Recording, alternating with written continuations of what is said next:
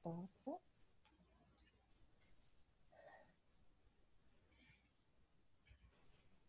So, hello everybody. I'm Grace Bubeck, and this is the fourth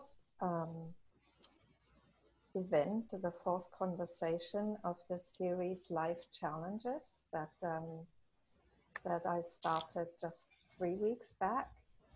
And today's topic, well, the first three topics were really about very in-your-face life challenges, like, losing a loved one with money, cancer with John Tollefson, and caring for a parent with dementia with Ananta Kranti. So these are kind of very in-your-face, very demanding situations. What I wanted to invite Joi, and I want to, just say hi to you, Joi. Hi. Hi, everyone. And thank you for joining us. I wanted to invite Joi because I know she's been straddling work and spiritual immersion for a long time. Certainly since you've been at the ashram with Amma. You were there for a part of the year, and then you went back to the US to earn money. Yep. To go back to India to be with Amma.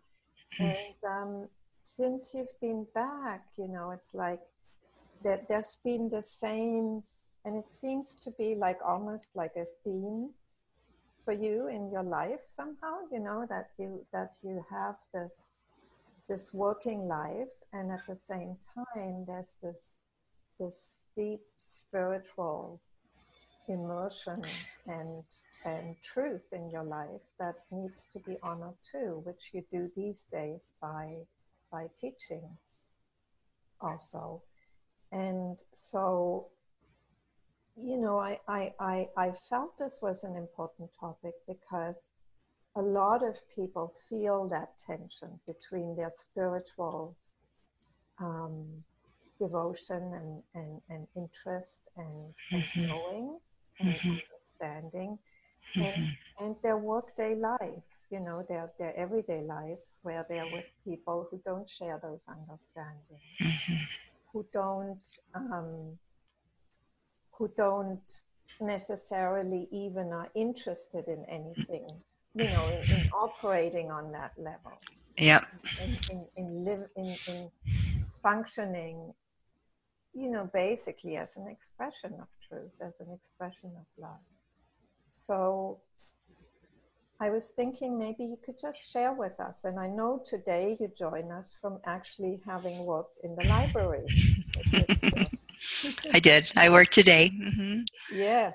And I often do. I often come from work and do online meetings on Sundays, and even, in-house meetings. And so maybe you could just speak to that. How is that for you? Is that a tension for you, or is that just? No, not really. It's not a tension because there's not a separation between the spiritual life and the working life. I mean, not anymore. Many, many years ago when I was in the ashram, there was a separation between the working life and the spiritual life. And there was a lot of tension. Because my longing for truth and my devotion to Amma was so intense during those years that I only saw my working life as a means to make money to get back to my spiritual life, right? But yet, in between, I had to start integrating the spiritual life. Otherwise, I would just, I would go crazy without that connection, right? So I was forced into starting to integrate the spiritual life into the working life due to my intense desire for the truth and love for Amma and missing her so much when I was back in the States. I could talk about that so much.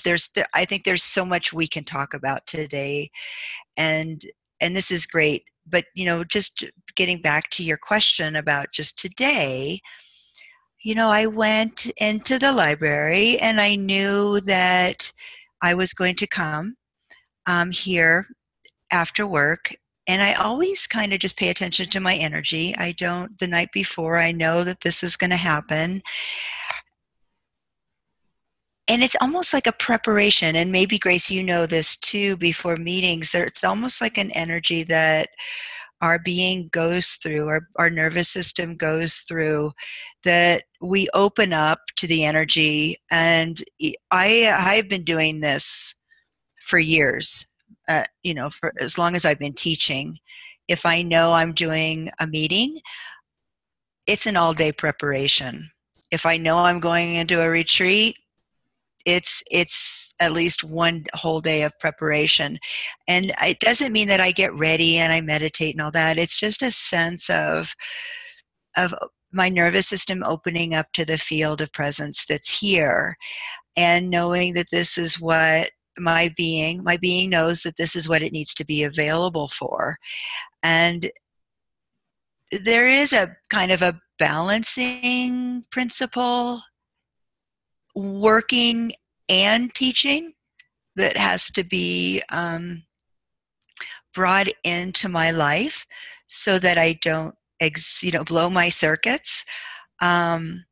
Work is a very different function than teaching, and we'll get into that. But yet all day long, there was something that kept bringing my attention into the awareness that we are at this, even though I'm working and I'm doing my little duties at the library, I'm also getting ready for this. And so I'll come home, and it's not a long shift, it's a 5-hour shift, which isn't terrible. And I'll come home and I'll lay down for a little bit, and then I'll get ready. And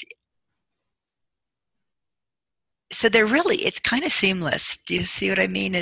There's a seamless quality that our being is going into, no matter where we are, what we're doing. And it's interesting. So yeah, however, Grace, you want to kind of talk about this, because I said, like I said before, many years ago, it was very separated out, the spiritual life and the working life. And like Grace said, I've always worked. I've always been kind of pushed back into the world that way, which is really interesting. And there's something else I just kind of want to throw out there that I thought about while I was resting and getting ready for this meeting, is that I wrote about this a couple weeks ago.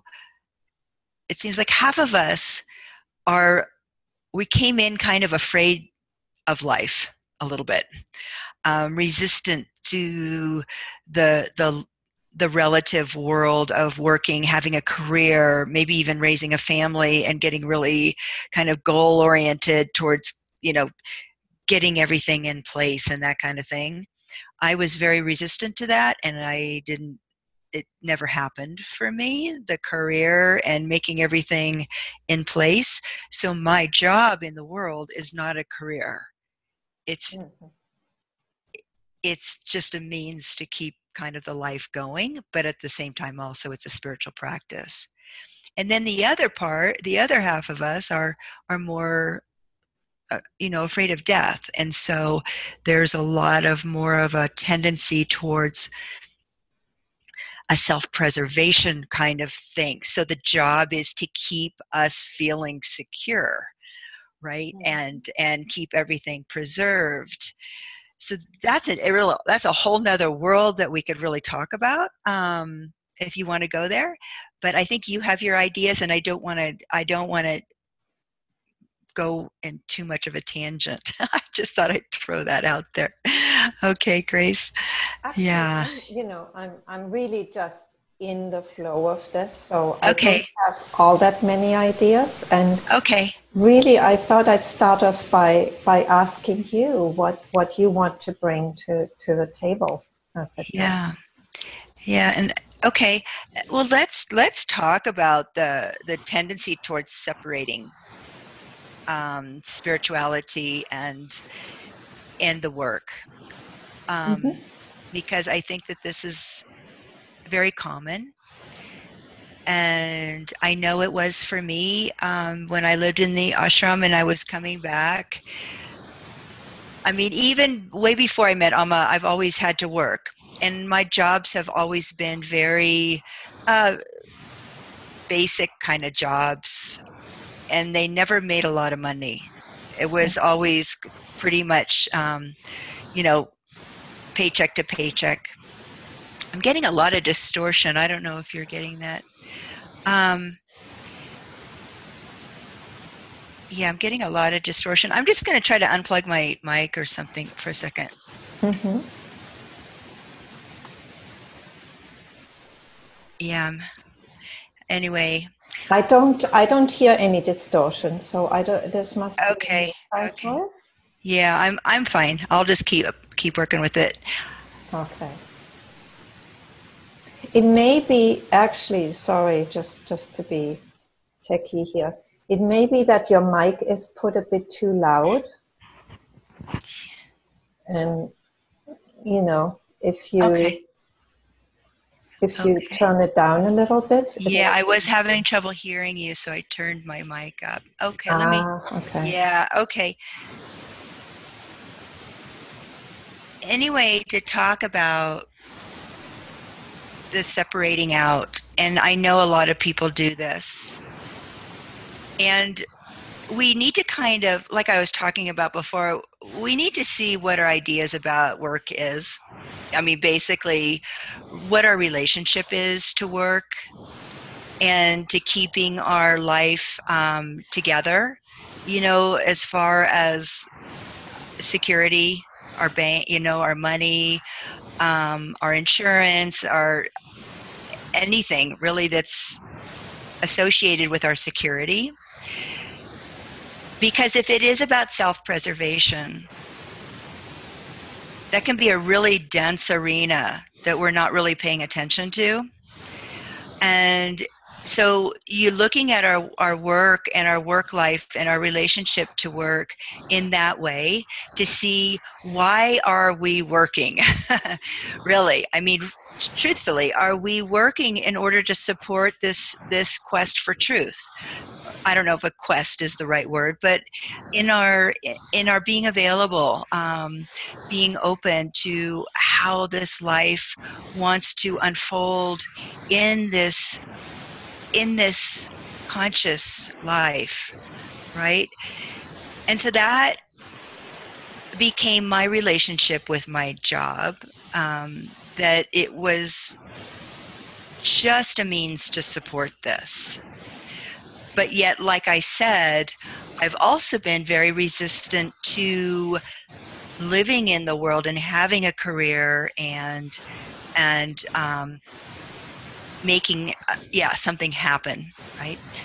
And then when I was asked to teach, I had to be very, very careful. And I know, Grace, you probably really relate with me here about my relationship to teaching work.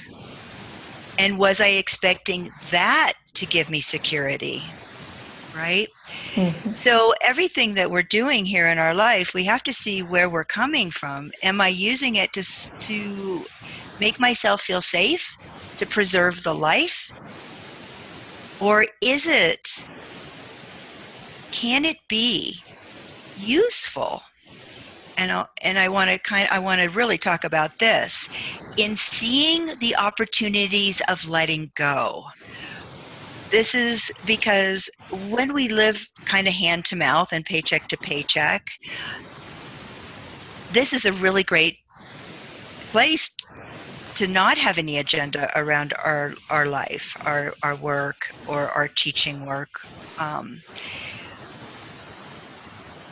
So what we're doing here is sensing, okay, I'm not really being given a future here, or I'm not being really given a lot of security here, but this is where I am. And this is what's happening. So is our working life here as a means to support our spiritual life,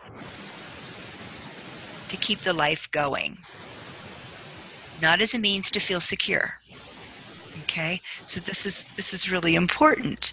There's so many things that we can talk about around this work thing, but it's important to see that this is really where we're coming from, that the working life is here just to support our way, how we offer our life to this unfolding of the divine in our hearts, in our beings, in our expressions.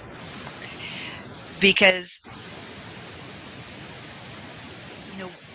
this is what's being given to us. This is what's being given to us. So we must start to look at our relationship with our regular life. This is what's being given to us. And can we be willing to let in whatever wants to happen in order to support our spiritual unfolding, whatever it might be, right? And the willingness is when we start to get in touch with what real service is, what real devotion means. Because we need to start feeling what it's like to be in service, not what our ideas of service are, because that's going to get taken away, our ideas of service. And I kind of wanted to mention, and feel free to kind of ask questions, Grace, if I don't seem very clear. I feel like there's a lot I can talk about here. But, one of the things that I wanted to mention in my life is that all my jobs have been really basic. Right now I am working at a library, but I've only been here for a couple of years, and it's by far the best job I've ever had, because most of my other jobs have been like waiting tables, working in a hotel, retail. I've done cleaning. I've taken care of Alzheimer's patients. I've done a lot of real menial jobs. But yet I always saw that it didn't matter, right? It wasn't a means for security. It was a means to support my spiritual life. So that I feel like is really important to see what our relationship is with our job first, and that kind of thing.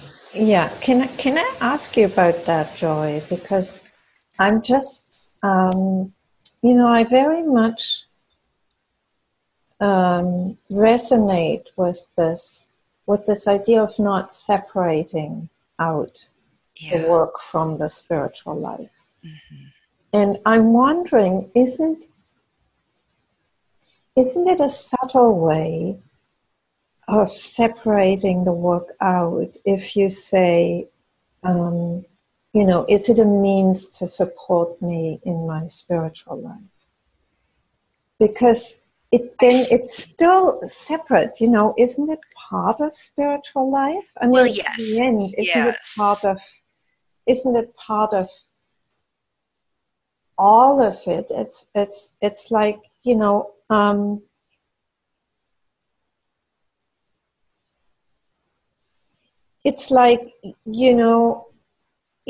an early stage of our spiritual unfoldment, I think everybody sees this division between their spiritual life and the rest of their lives. And it's often really uncomfortable and difficult, because there's such a yearning for life for all of it to be spiritual, mm-hmm. For all of it to be devoted to this truth that we've discovered, And so, I don't know, I'm just thinking as I'm listening to you, for me, a lot changed when I no longer made that division somehow. It was just like my work life was part of the expression of what I, what I knew to be true, what I knew to be the ground of being. And at that time, the face of the diamond that had revealed itself was mostly love. So for me, it was all an expression of love. Yeah. And I couldn't any longer make a distinction between, what was spiritual and what wasn't, because all absolutely. Of it. Yeah. I completely agree with you. But I still think that, this is for people that do kind of separate it, and the attitude that we might have towards, because the separation is common. And I know there's a couple people here in our group that I'm kind of speaking to. So, and yeah, exactly. And, the realization that, yes, and that's kind of what I was talking about when early on, when I was coming back and forth from the ashram, that I did have to start, I was being forced to start to recognize that. And even to talk about work life and spiritual life when it is just life, it's the seamless quality of this ground that's always, always here. And the gifts that our working life. So let's just talk about we'll just call it working life. That it starts to bring in for us on so many levels, to see it, to experience the ground as always, always being what is actually making everything happen. I mean, right? We're just kind of the experiential organism through which it happens, the working life and this everything else life. And thank you, Grace, for really bringing that also to attention, because we want to open up so that, yes, we start to see life as being wanting to support its own unfolding, really. I mean, this is what we start to experience. And I actually just gave a talk the other day about, our being wants to feel supported, right? It wants to feel taken care of. But yet, if we're thinking that the life that we need to go out and work, there's a common tendency to feel like we need to make ourselves feel taken care of, right? But we can feel taken care of even when we have to go to a job. That there's something that's moving this body and going to work, and there's no resistance, right? There's something that just says, oh, work. Oh, not work. Oh, satsang, right? That our being feels like it's being moved. And in the workplace, like you said, when anybody that comes to us has no clue what we're interested in, what our focus is, what our experience is. Or if they did, or some of my coworkers know, I think I called this counseling work or mentoring work. But most of them have never asked me anything about it. They're not interested, right? And that's fine. It doesn't matter, right? Then this is one of the things that we start to experience, that our perception isn't dependent on any kind of engagement at all. It's just the experience of that this ground is always available to us, or what I like to call the field. And for me, working my day-to-day job over the years has really developed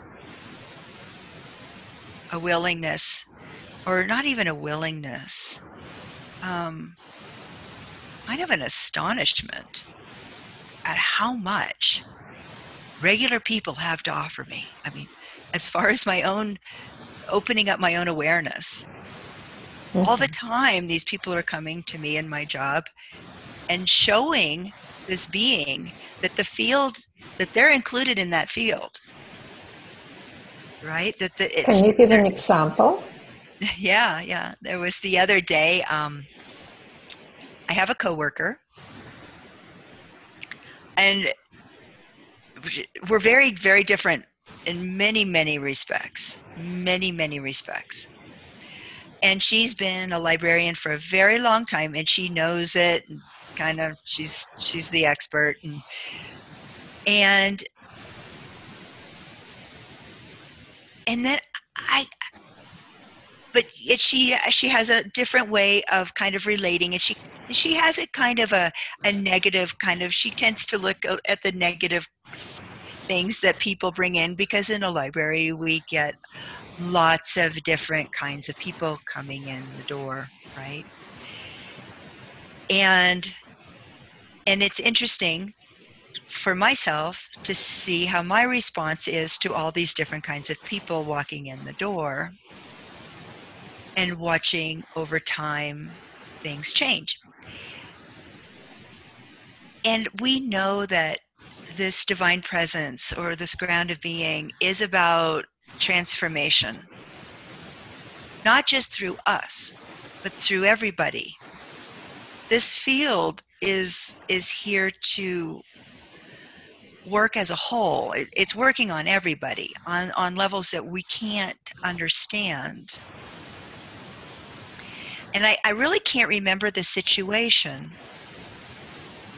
but my coworker was pointing out some negative qualities of a patron that came in, and it's something that I'm kind of used to, but it's a challenge for me to be around, because my practice is to really feel the field, always being available, and I'm kind of like, I feel like I'm kind of like a conduit for that deeper transformation for everybody that walks in the door, whether I say anything or not. I mean, it's usually not, I don't say anything.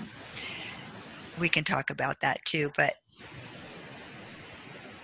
so my coworker was talking in not a very conscious way, and I don't know what I said, but immediately I became aware of this ground around us, the field, and something opened up in my own being that felt like possibility, like a change. And I might have said something, and I don't really remember, but then my coworker said something that came from self-reflection, and also a different way of seeing something. Like, I could sense that the consciousness within her was shifting, that she was able to see something, that person, completely different. Am I being clear about this? So it was my awareness of the field, and I'm not saying it was happening because I was there. It was almost like I was a witness, but my awareness of the field, I knew that her shift in perception didn't come from her. It came because the field chose to show it to me at that time. Do you see? And can we bear witness that everybody in our life, everybody in our workplace, is part of this field, part of this ground. And maybe in some way we're serving that, maybe, these subtle transformations, these subtle shifts of perceptions that are happening in people all the time, whether they're interested in spirituality or not. Yes. Yeah. It's a beautiful example, because, what that brings up for me, and just as a reflection, is it's so easy when we're with people who are not, who are not grounded in that field or in that truth, as I would call it, or love. Yeah. In the same way, who are not kind of aware of this and of themselves in the same way. There can be a tendency to contract ourselves, tendency Yes. to respond to contraction with contraction, to Absolutely. respond to conditioning with our conditioning. Mm-hmm. So, if there's a coworker who's constantly negative, the unconscious conditioning and reaction may be, oh God, here she goes again. She's so bloody Yeah. negative, right? Yeah. Thanks, Grace. And so it's like in that moment when we are able to stay open and to stay in awareness, it's, my sense, it's available for people around us too. Yeah. Mm-hmm. And so who knows, sometimes it happens, sometimes it doesn't. But you gave us an example of it actually happening, of Yeah. something shifting in your coworker. And, at the level of awareness or consciousness, we're not separate. So if there's one of us holding this possibility of opening,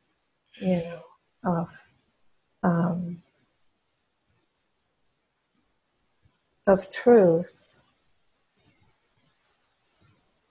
as I would call it, or love, then that becomes more available to the people around us. Yeah. And that is, to me, is really the secret of transformation. Yeah. And I really appreciated you talking about the reality of working with people in the world, and when they're not conscious and they're just completely asleep at the wheel and they're operating through their conditioning, and that's their natural way, right? And yeah, I mean, my tendency when I'm around that, I feel the contraction within, and I know then that I'm not seeing things clearly, right? And so that's all of these interactions, all these relationships over time have been such a powerful means to really start to look at that within my own being. And it's not easy, but how humbling it is to keep seeing maybe another coworker or a patron offer me a different way of seeing things, just like my coworker that had that shift, and the field was showing me it's here too. It can happen here too, and to recognize that everything is in this unfolding, complete unfolding everywhere, right? And not only know it conceptually, but really feel this in our being, to sense that this is happening everywhere, and it might, yet at the same time, it might not look like it's happening, right? And all I can say is that for me in the job place, it really keeps me humble to keep having these coworkers not even realizing that they're pointing things out to me, that I'm every day I'm going through these little shifts that I'm okay, this too, this is another way of seeing this is another way of allowing this, right? I might not like it, some of the people that are coming in the library, because some of them are pretty challenging. Libraries are sanctuaries for for dysfunction, if I put it mildly, right? I mean, that's where they come. Which place isn't? Well, libraries are like the safe place for dysfunction. Where dysfunction feels like it's safe. I mean, that's just where they come, right? And they can hang out all day. And nobody's going to tell them anything. That's the safe place. That's our rule as a librarian, right? And, you know, I just, for me, learning tolerance, it's been a huge learning curve. I mean, I was shocked actually in the beginning, you know, especially in the summer when people come in, and that's, you know, they use the bathrooms for the bathing, and they use I mean, it's their home because they don't have one. And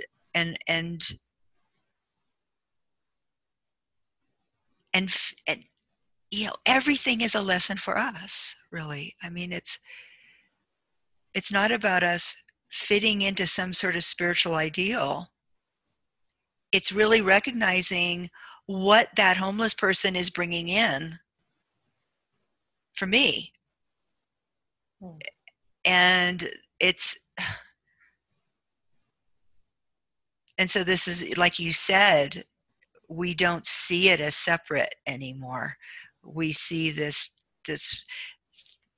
field bringing in lessons everywhere. Work, here, right now, all the time, where we're paying our bills. I mean, this is what's taking place right now. And, you know, there's a whole relationship to being a spiritual teacher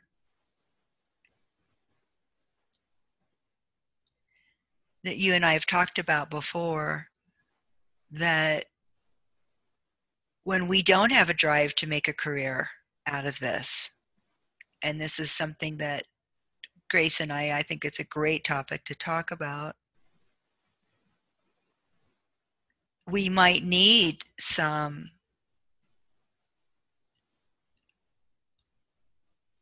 awareness that life wants to come in and support this life as it chooses. And we really get to feel this, to really know it in the depths of our soul, that this isn't what we get to choose. This is what life is choosing for this life, as it's discovering itself and finding itself and integrating all parts of our being into itself. And if it wants to use work, it's very helpful to have a sense of that this is where it's working too, that it's because all of our ideas about life are ideas, really. And it's amazing how many we have about them, especially when it comes to work and relationship. I think that those are two big ones.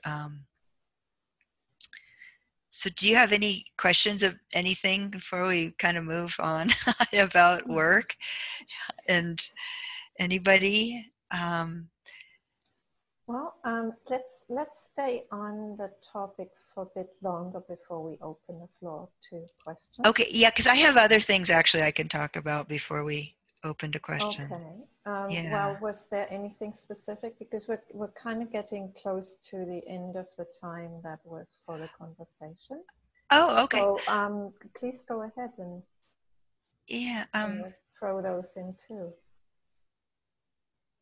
I really feel like I want to be really candid about this.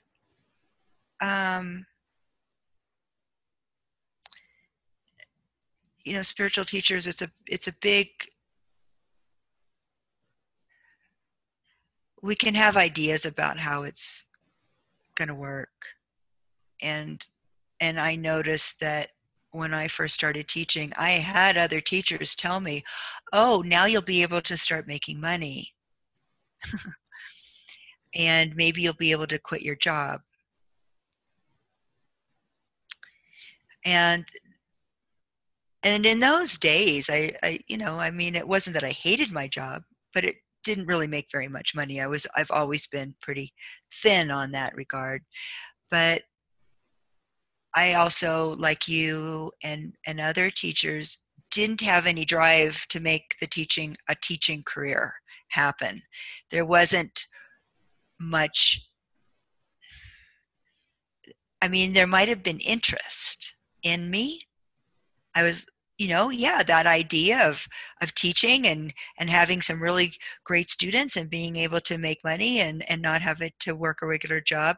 Yeah, that interests me. I'll have to be very honest about it. But it never happened. And I struggled with that for a long time.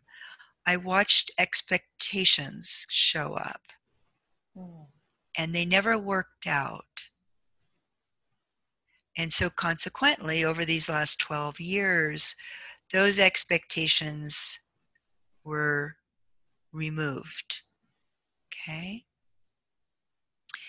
And I learned a lot, of course, over all those years of teaching and all the people that came to me.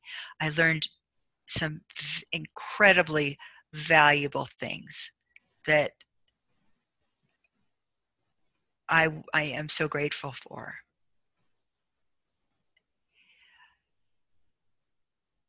So this drive to make a teaching career, of course, is even more absent now than it ever was. And also the interest of it, it's very different. Now it feels more like what many of us call just offerings. We just offer, right? And we look for expectations. And that's our practice. And so in a way, my regular job is, even though it is part of the teaching and also part of this truth, it is supporting me in a little way, because it's only a very part-time job, so that I can let go of all my ideas about this and not let it get limited in any kind of way. I mean, I often wonder how other teachers that do seem to have a lot of drive and marketing and all that stuff, how they do that. I mean, I find it curious. Maybe there's just life is making that happen. I don't know. But I want to share that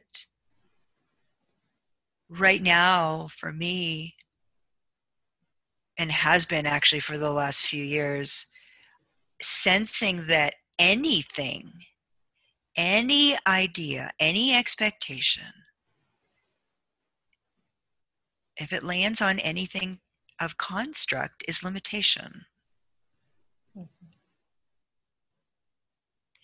And when we're, and when we're very devoted, very in love with this life that moves through us, we don't want to limit it in any kind of way. We want to let it be free. And even if it wanted to just do a day job for the rest of, I mean, that's where the devotion takes us, right? And yeah, if people keep emailing me, then I'll show up. And when they do stop, and sometimes it happens, I go through a period where there's just this ebb kind of a place. And you just went through this yourself, Grace.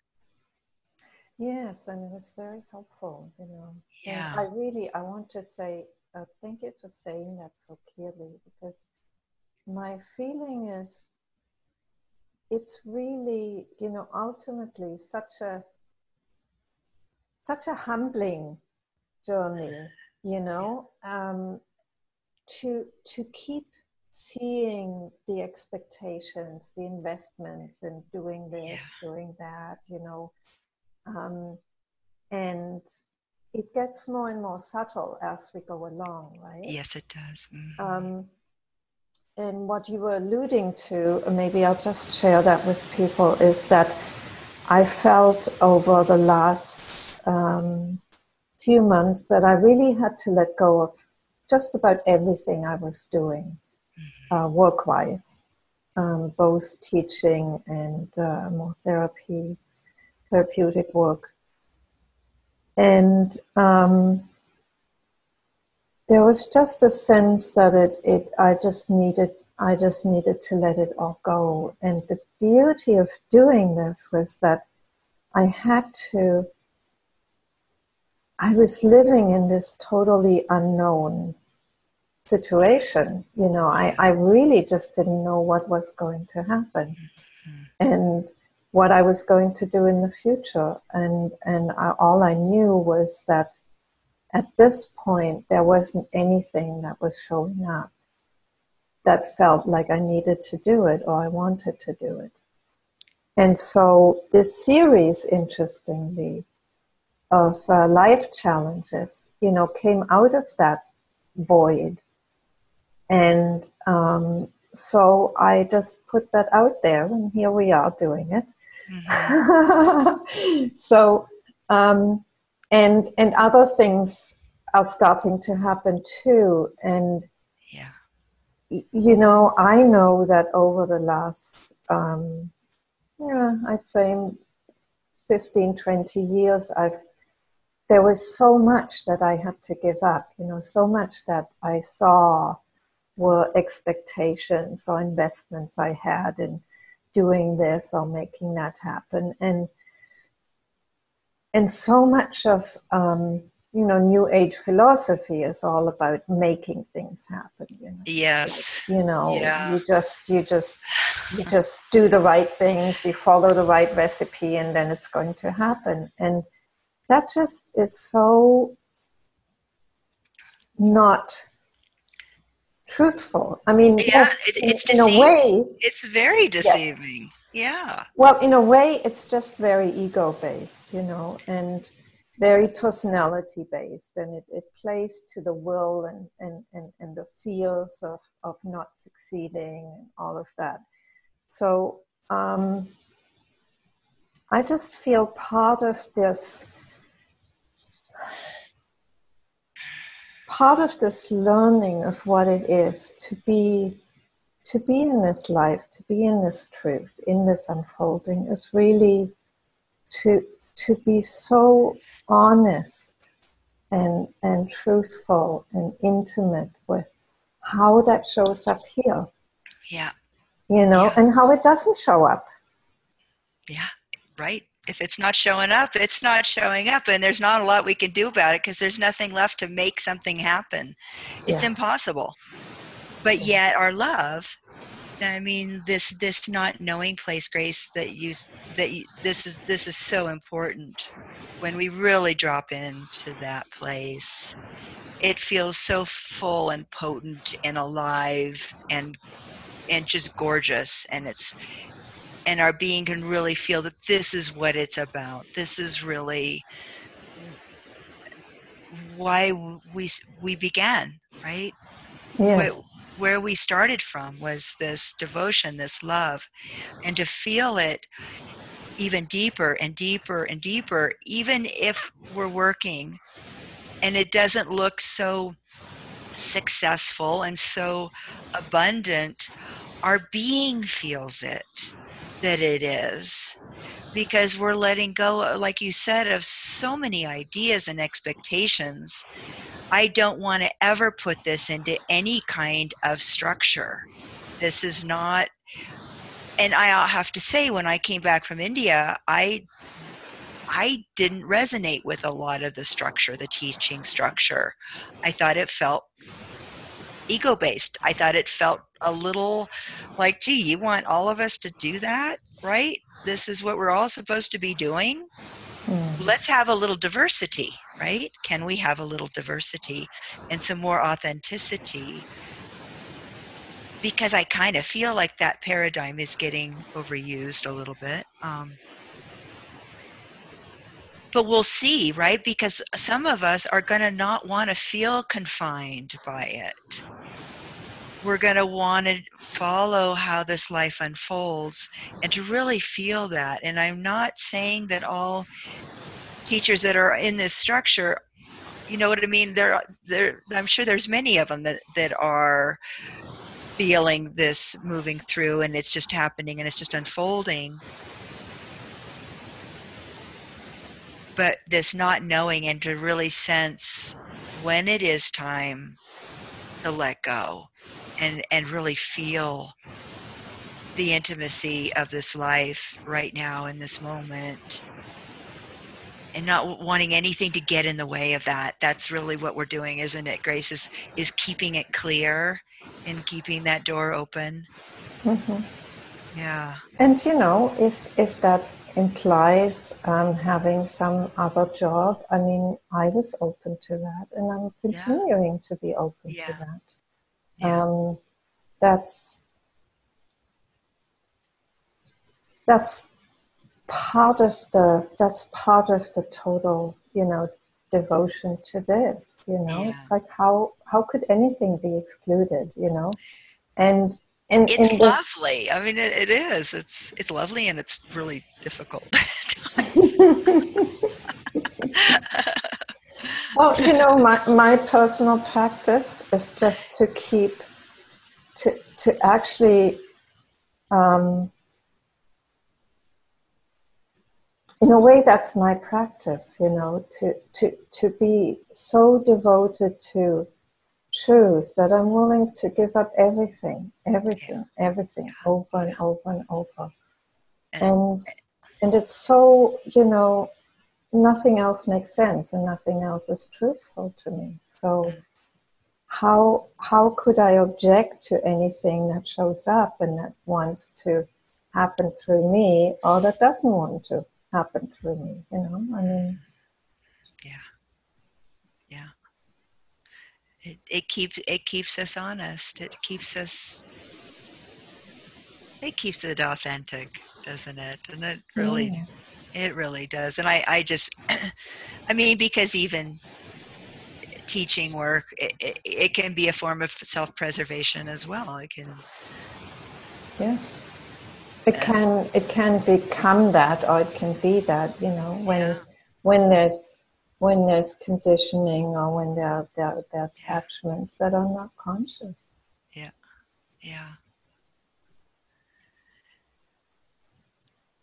Like,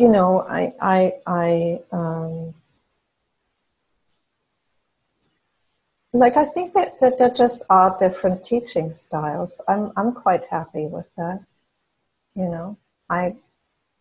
I would never sit like my teacher sat in satsang. It's just like not my style. I couldn't do that, and so it's like, well, how does this want to be expressed for me? How is it naturally expressing? And that's an ongoing kind of discovery, really. Yeah, and that's, to me, I sense that the field knows, and we don't need to know. Right now I know that this knows, and that's all my being cares about, and is the sense the immediacy of that, and to really, there's a joy, isn't there, about in your being, to be able to really feel that it's here and it wants to live this life, and we get to give everything over to that. And what shows up for people, that's the name of the game, and this is it, right? Because there is a complete absence of self-preservation. It's the opposite of it. The opposite of self-preservation. Yeah. And actually, that's a good place to come back to, and maybe a good place to open things up to questions. If people have any questions, let's just see. Could you either raise your hands by by clicking on the participants button, and then in the little window, the button that says raise hands, or you can also just write something on the chat, question, or even just to say that you want to ask a question live. And I just, and I want to just kind of suggest to people that I know sometimes talking on these is a little scary, but this is when you really get to start to, when we speak about it, we really get to start to be in touch with what we're feeling. I mean, this is, as I'm speaking about, feeling this field and experience wanting to letting it come in and live this life, that becomes stronger, right? So, and Grace knows what I'm talking about. And I like to invite people in to just experience this for themselves, if you want to. Yeah, well, Yeah. I'd encourage you to do that. Yeah. Does anybody have a question, or just want to talk about their own experience, maybe in the workplace or in some sort of situation that you feel is a challenge for you? Yeah. Lena, did you want to raise your hand? Yes? Okay, I'll unmute you. Hold on. There you go. You're unmuted. Yeah, hi. Hi, Lena. Hi. Well, a year ago, I decided to take a break. Can you hear me okay? Yeah, I can hear you. It might be easier if you go a bit closer to your microphone. All right, now is That's it better? better. Yes, that's much better. Great, thank you. So, exactly a year ago, I decided to leave my massage work. And I thought I can always come back to it, but I wanted to take a break. And the signs had been there for a while. My body was getting tired. I've been doing it for 30 years. And also my office where I wasn't ideal. There were some problems there in my office, in the building there where I was working. So finally I thought, I'm just going to take a break. And I spent the winter down in Utah, and that's when I found Joi. Mm-hmm. I talked to her because when winter set in down there in southern Utah, everything closed down. There was barely any grocery stores open. And I felt so isolated, and so I was almost in shock, like, what have I done? Because I had rented out my place where I usually live. I'm back now in Colorado, in Steamboat Springs. It's been a year. I got my condo back, and I'm really happy to be back. And but down in Utah, I was a bit in panic of the aloneness, of not having a job, because I used to always have a lot of clients in the winter, because that's when it's ski season here in Steamboat. But it turned out to be the most amazing, and I think the most growth and transformation that I've been through in a long time, because I had to face so much fear. Yeah. And so much emotions that would come over me, mostly at night. Right. And it was scary, but I had so much support. I found Joy's groups. I found some other online groups. And I also went to Portugal to see Muji. even though there were 1,500 people there.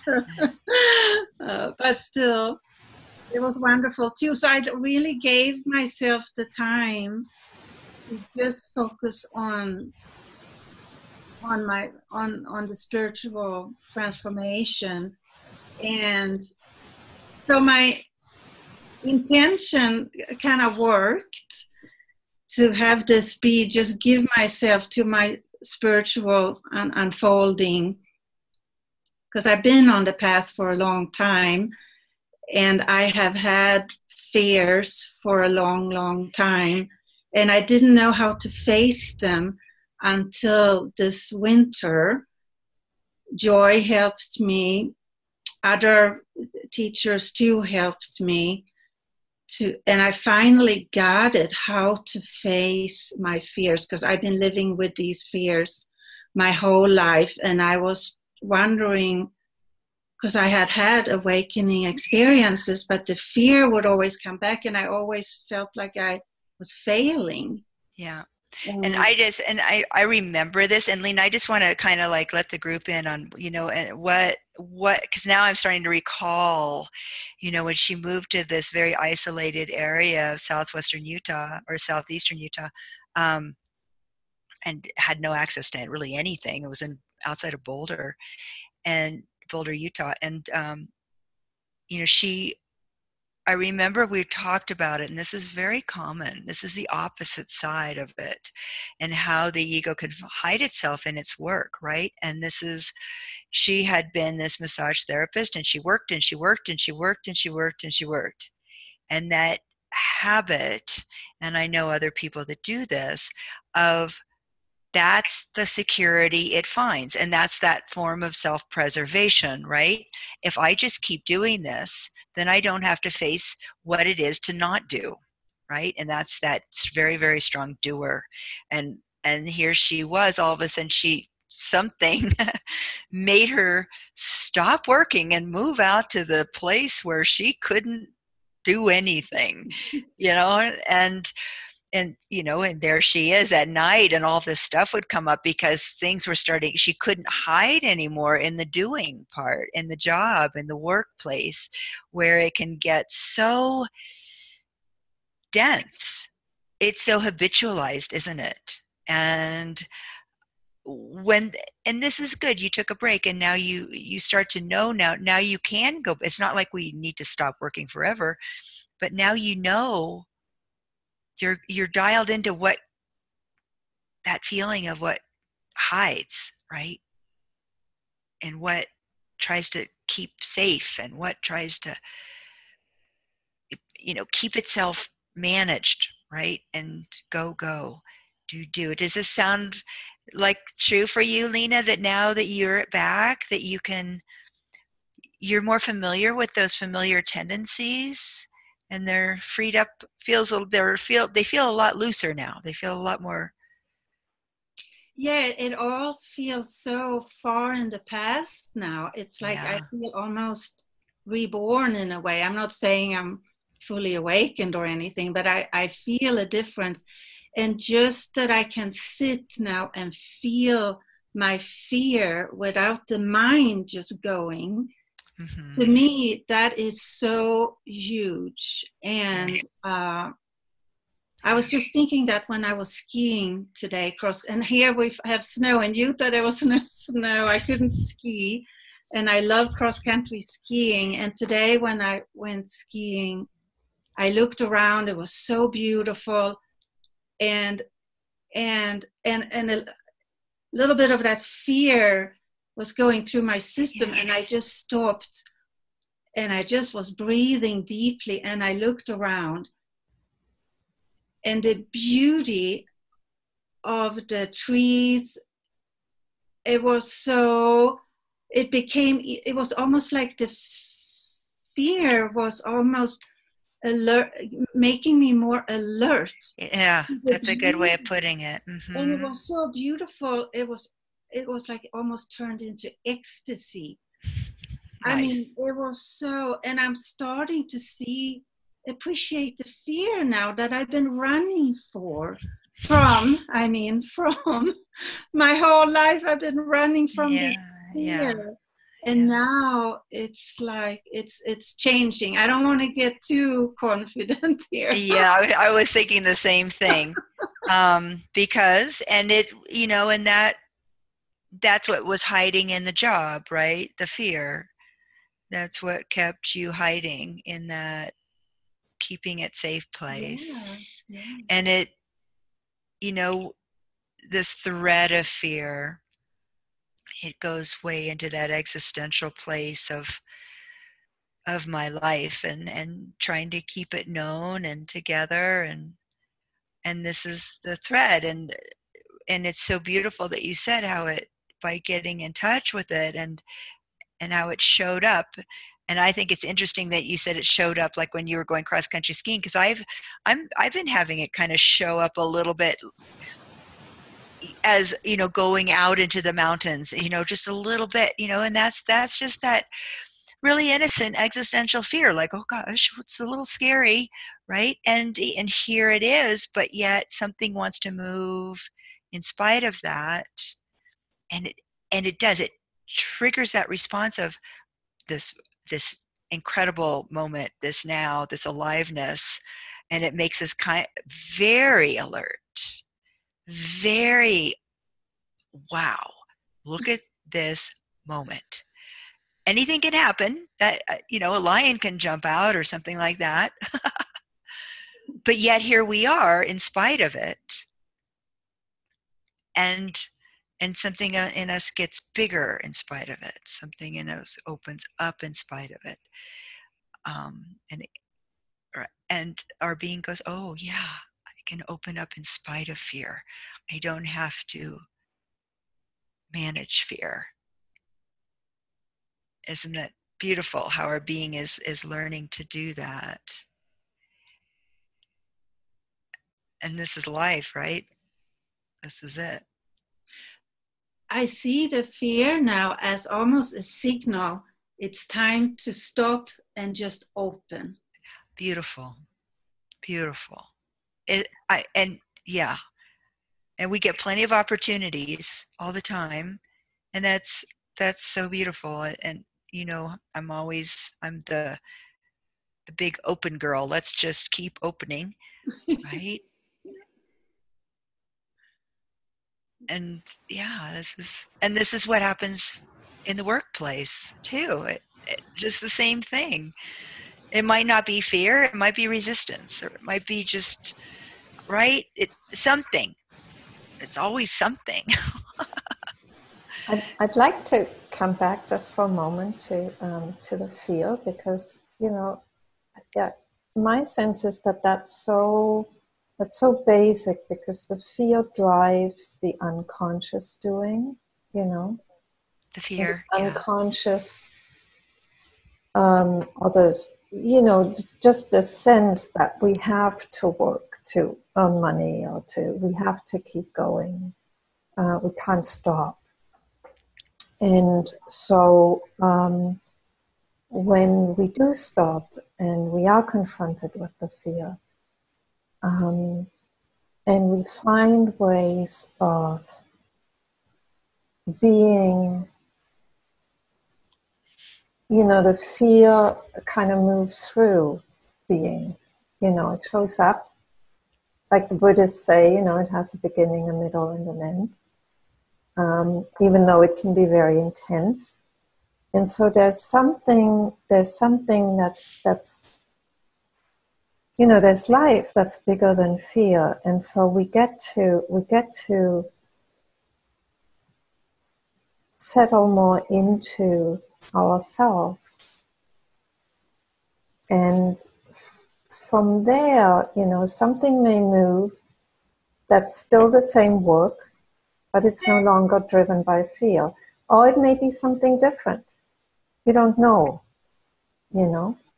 But what you do know is that when the fear shows up, it's like it's no longer driving you. And that's what creates the opening for your work to shift, or maybe not shift. But if it doesn't shift, it will come from a different place. you know, it won't any longer be driven by fear. And so it'll be more open to it being an expression of life. Does that make sense?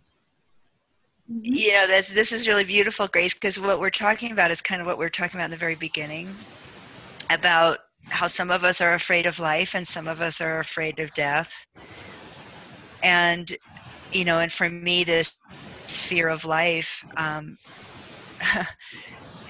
you know, like the fear was almost the guide, right? It's our love of truth, but yet we really have to see where the fear is. What's the fear saying? What is it resisting?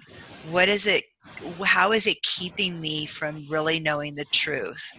And this is, so, you know, our relationship with fear and how we're inquiring into it is extremely valuable. And over the years, for me, this fear of life is completely gone. It's life now is so, I'm trying to look for the right word for it. It's the beloved. It's God. It's everything I've always wanted, and it's not what it's going to give me. But I never knew that this is where what I was looking for my whole life, how it was going to, is it showing up in this moment? How is it going to show up in this moment? How is it going to show up in this moment? And isn't that beautiful that it just keeps wanting to take me back into this kind of a mundane experience that is so astonishing. And this is what, in those early days, that I was so afraid of, right? Mm. And a lot of people, the same thing with this fear of death, which a lot of times awakening is synonymous with this kind of a dying, right? This afraid of death. And awakening can be this dying experience over and over and over again. And this is kind of the experience too when we keep encountering this fear. Something in us dies, right? That's afraid of this fear, that's afraid of what might happen. I don't know if I'm being very clear here, but so there's this also, through that we lose maybe our fear of death, right? This is, it's interesting to see that in each one of us, we're going to have a different relationship with what we're afraid of, and to watch it be replaced by this incredible love affair that how this ever wants to show up is going to show up, and how it ever wants to keep integrating through our being, it's going to keep doing it. And I want to just say that it's interesting, because I thought about that earlier too. How now the fear of life is, I can't find it anymore at all. It's gone. Yeah. Mm. And, you know, the fear of life can express as a kind of resistance to the mundane things like jobs and stuff like that. Oh, yeah. And yeah, it's interesting how it just disappears. Yeah. In those early years, I was just, my idea of enlightenment and God was disappear, right? Just leave the earth and merge with God and never have to be bothered by it again. And that sounded really great. But it didn't work out that way. It you know, now I'm in the middle of it, and yes, it does have its challenges, and sometimes there's still, I can see that where the integration still wants to take place, or is taking place, I should say. And it's in this world. It's happening. Yes. In the world. Isn't this so beautiful? Because, you know, my sense is that often the the real learning and the real integration in our lives is exactly where we wanted to get away from the Yeah. most. Yeah. Exactly. Right. And yeah, so it's like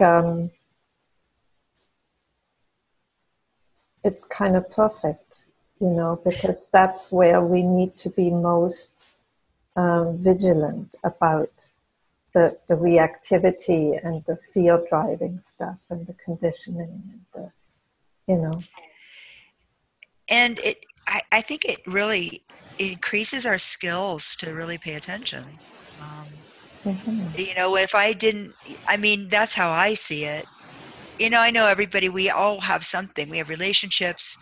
We have something in our life that kind of rubs us. It makes us pay attention.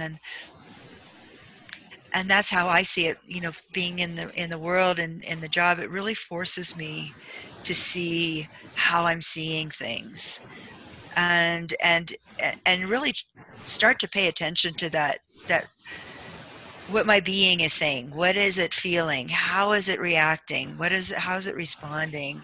And if I didn't have this job, it might not be so dynamic. I might not be growing at the pace that I'm growing, and I have to say, it's pretty efficient these days. I'm very grateful how efficient it is. Never a dull moment. Right? Never a dull moment. Yeah.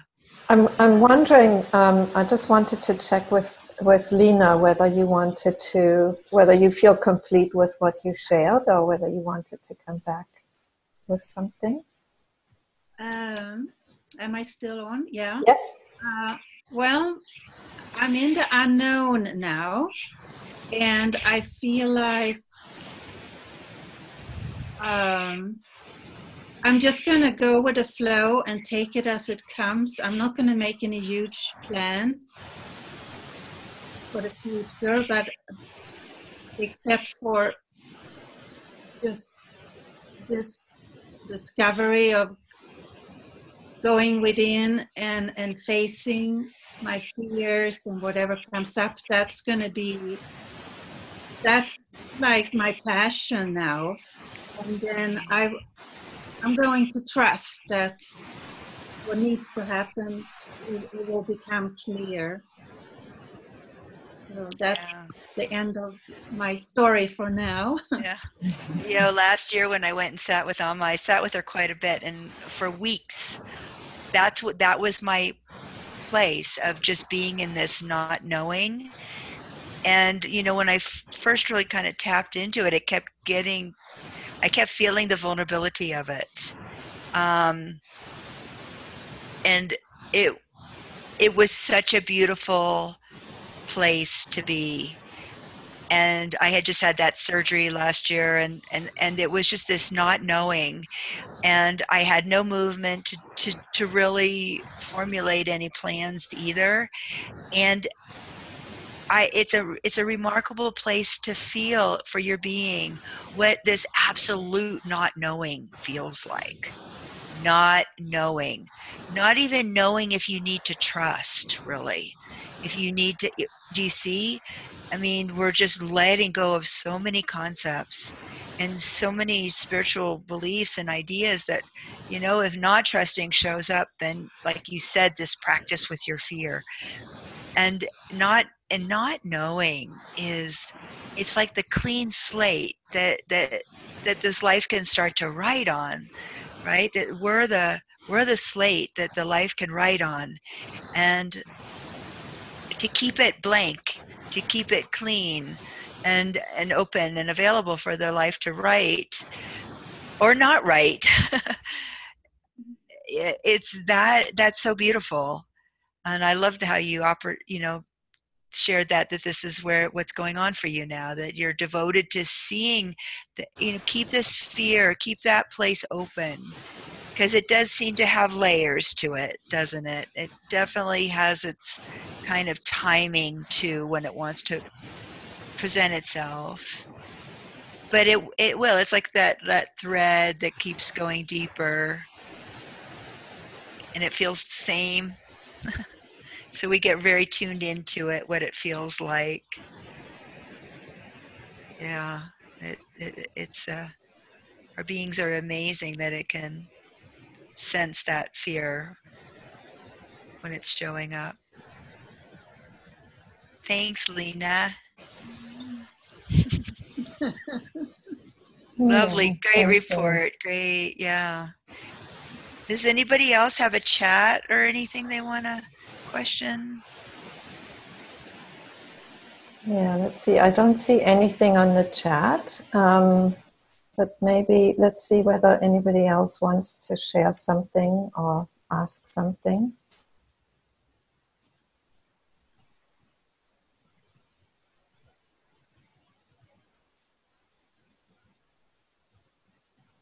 Doesn't look like it right now.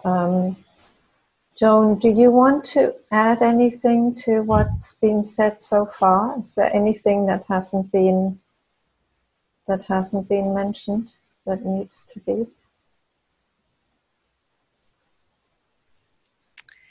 Oh, sorry. Bill has raised his hand. Okay. Bill. So Hi, Bill. let's see. Let me find Bill and unmute him. There he is. Okay, I'm unmuting you, Bill. Okay. Oh, fabulous. Thank you. Thank you. Thank you for this opportunity, and wonderful to be with all of you. And my question has to do with being with a chronic disease. I was diagnosed with cancer about 1.5 years ago, and I do feel I'm, my body is healing from it. And it's very clear to me that this is an awakening opportunity. I've had some extraordinary experiences, and, I'm not afraid of dying.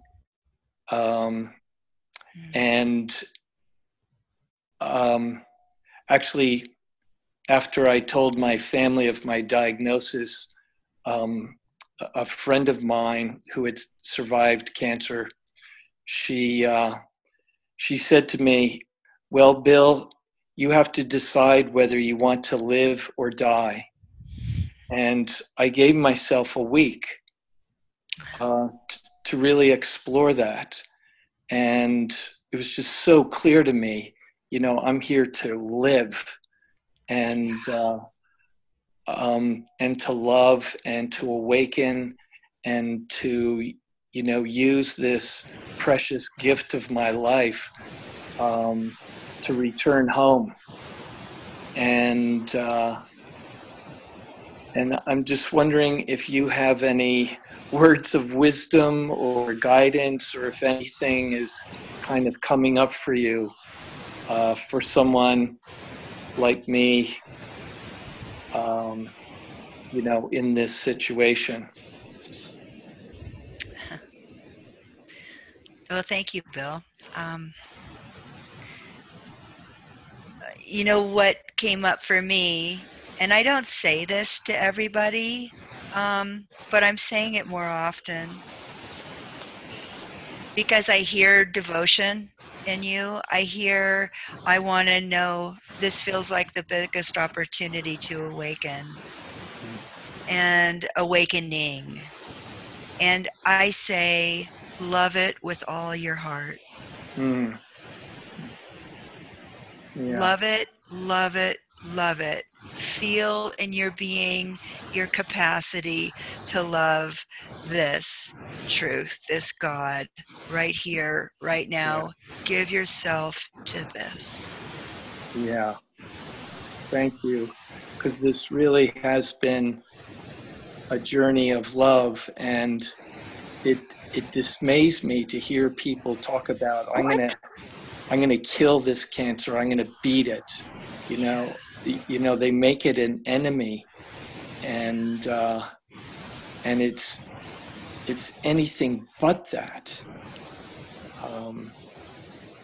And So I love what you're saying. Yeah, I love it with all my heart. Yeah. And you know, it's the whole thing, right? And Yeah. here it is. It's right here, right now. And feel the immediacy of it.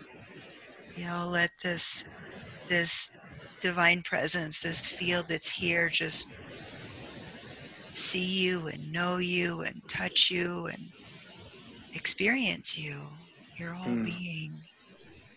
Yeah. And you know, it's meant to be an intimate experience. We're not here to manipulate it and figure it out. Right. Our being is capable of a complete relinquishing of control. Yeah. Yeah, I'm really learning about surrendering, you know, to all that is, and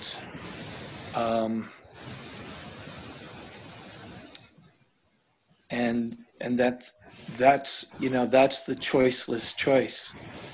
You know, it's there's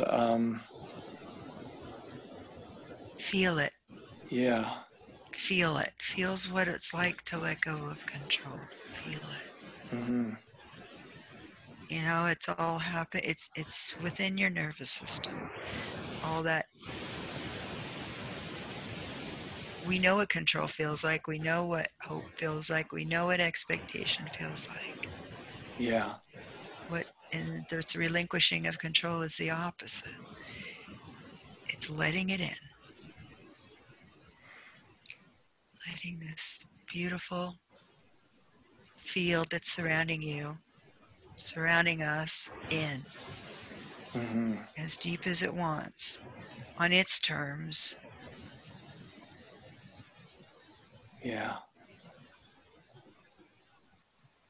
And let it touch you. Let it touch the little place that might be afraid. Still. Or not. Just let it touch you. Let it know you. Let it know every part of your being. And that's what gives us that sense, our being, that sense that something else is taking care of this life. Something else is informing this being. Yeah. Of what is taking care of it.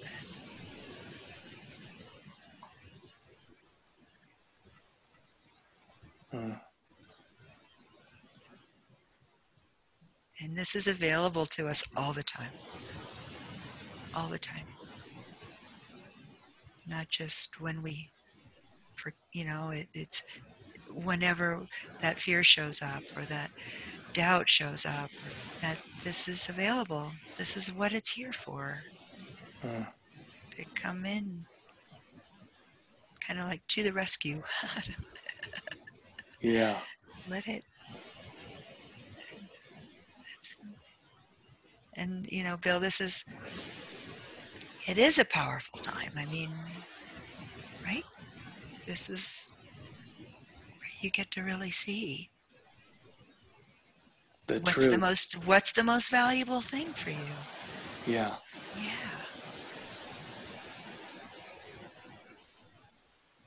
Yeah, life has become very simple. And it's clear to me it's all about love. And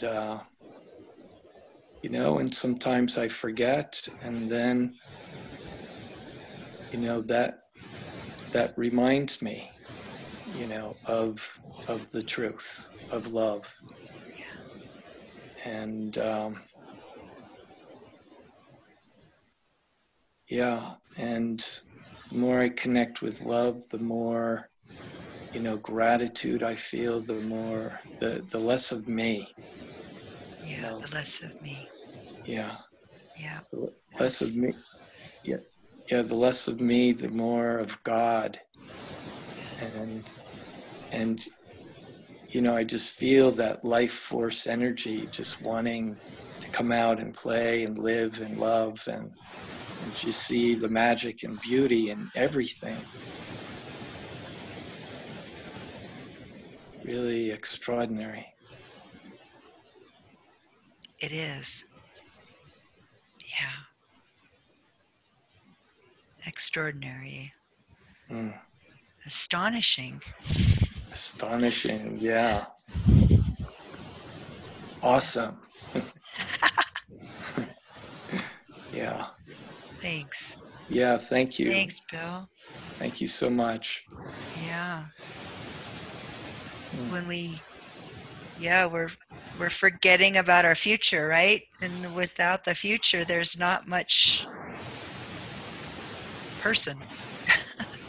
Yeah. Yeah. We lose the future. That's right.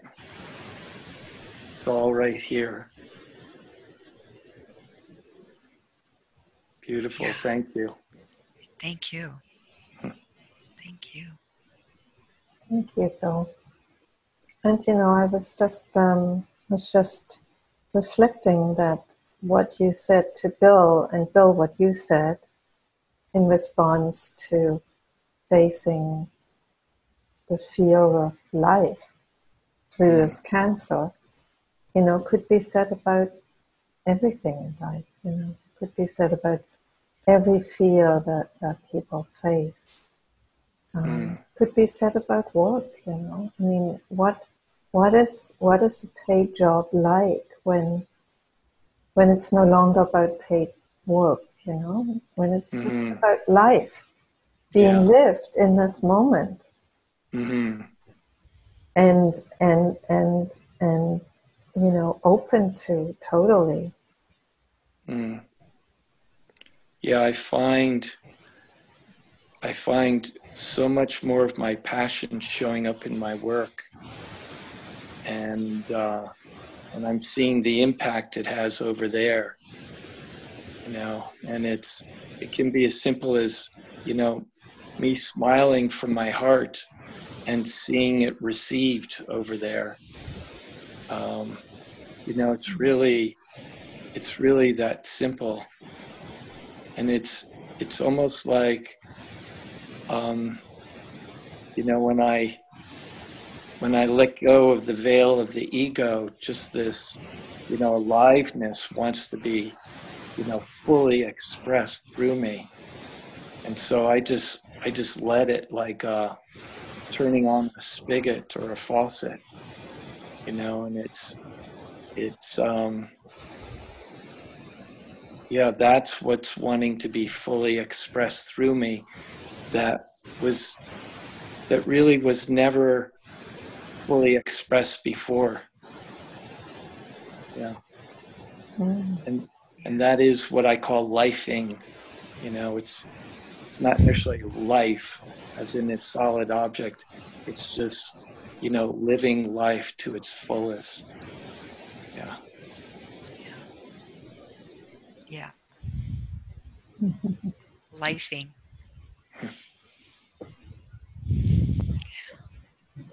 Working as lifing. How about that? That's a good conclusion.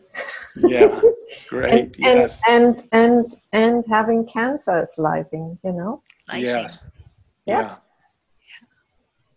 Yeah. Everything. Everything, every moment. Some of those things grab our attention a little bit more, though. Yeah. A little bit more incentive to let go. Yeah. We know. Yeah.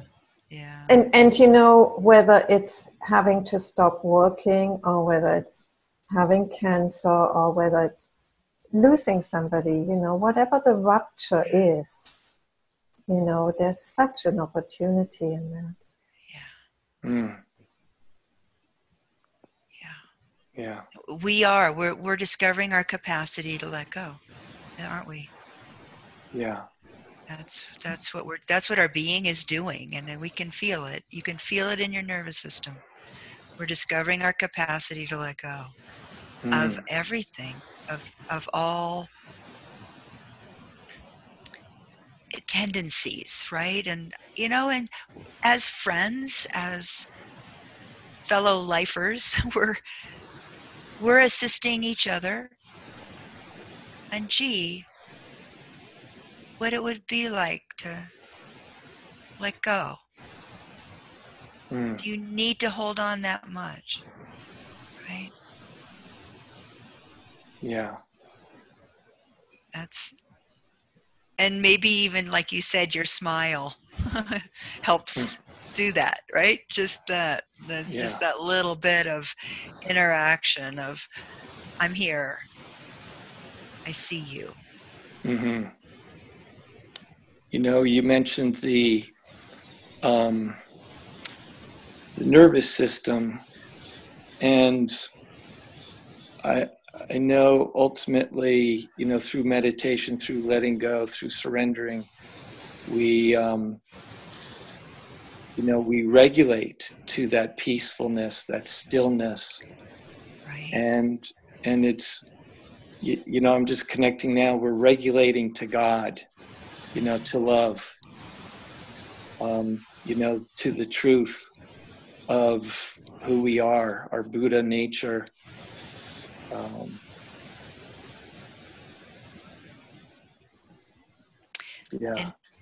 And it's because I have been paying attention to the nervous system for a number of years now, and I'm noticing that anything that doesn't regulate towards God, that's where it lies.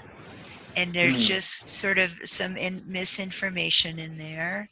And the more it's touched by this field, like you feel in meditation, or you feel when you just relax and let go and let God in, it's our nervous system that's getting the experience. And when we're in meditation, and it's kind of like we're going through layers, right? We kind of drop in. And what is it that's experiencing that? It's that consciousness that's within our being, right?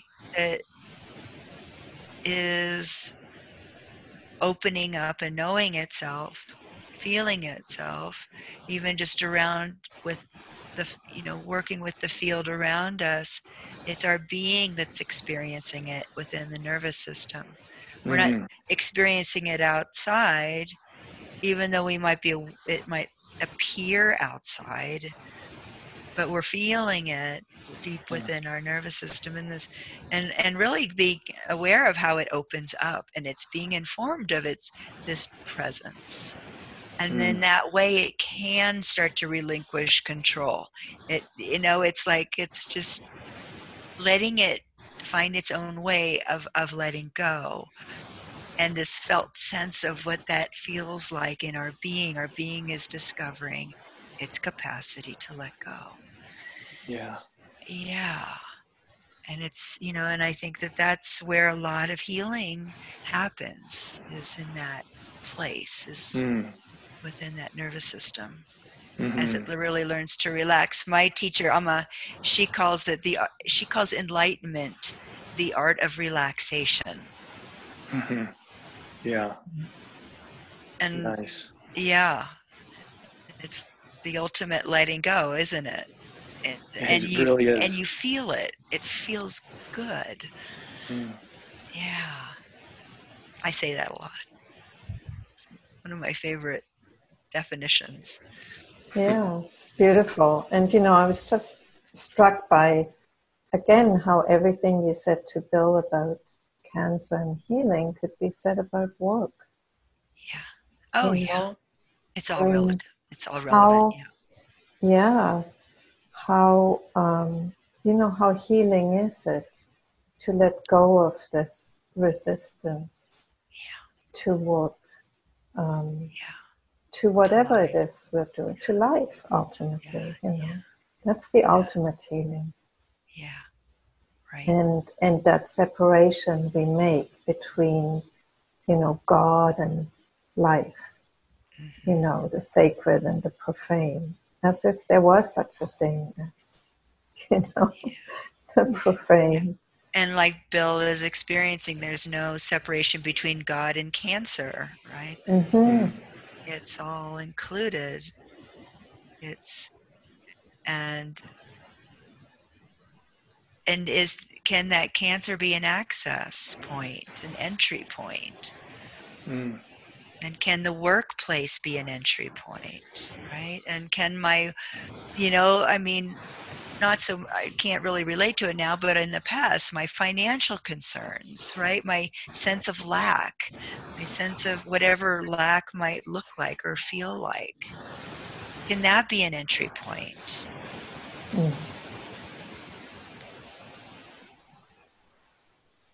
Because that's just something that doesn't know God. That's all. Yes, So actually, ultimately, can fear be an entry point? Yeah. And we're the entry point. Right? It's not something out there.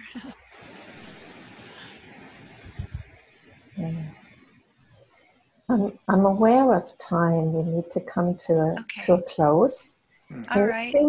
This seems like a really good place to end, because, the ending is exactly where we're at, which is the entry point, always, moment to moment. So thank you, Bill. Thank you for Thanks, Bill. for coming. Thank you all. Thanks, Grace, for organizing this and bringing us together. Yes. And thank you. Sorry, I'm just going to mute Bill. Okay. Thank you to you, Joi. It's been really, it's been really good. There's something so ordinary and extraordinary in this topic, and you brought that out beautifully. So thank you for that. Thank you for bringing this unique flavor to the table. It was a great idea, I thought. Great idea. Just to come in and talk about work, right? Yes. A lot of people do it. Yeah. And whatever else we do. Yeah. And so let me just say that since I've started offering these things again, I'm actually asking people to contribute something towards the cost of offering these meetings. So if you haven't done so yet, you can donate something on the event page or on my website, living-from-love.com. And there's another event in this series in 4 weeks' time, and it's with Susanne Marie on the Essential Challenge, which is basically what we've come to in this session. But she'll have her take on it. Yeah. So, we might see you again then. So, thank you again. Thanks, Grace. Thank you. Thanks, everybody, for being here. Yeah, and we'll see you again soon. Okay. Bye. Bye-bye.